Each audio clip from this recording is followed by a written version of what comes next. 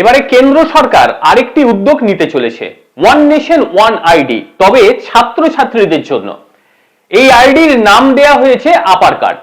সমস্ত ছাত্রছাত্রীদের এটা করা বাধ্যতামূলক হতে চলেছে। একেবারে নার্সারি থেকে শুরু করে হায়ার এডুকেশনের সমস্ত নথি ডিজি লকারের মাধ্যমে থেকে যাবে এই আপার কার্ডে।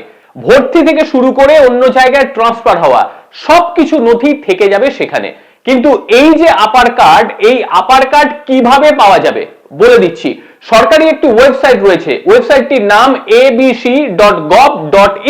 সেখানে যাওয়ার পরে আপনি চলে যান স্টুডেন্টসে যাওয়ার পরে সেখানে আপনি মোবাইল নাম্বার দিন, তারপরে সেখানের ফর্মটি ফিল আপ করে সাবমিট করে দিলেই আপনি হাতের কাছে পেয়ে যাবেন।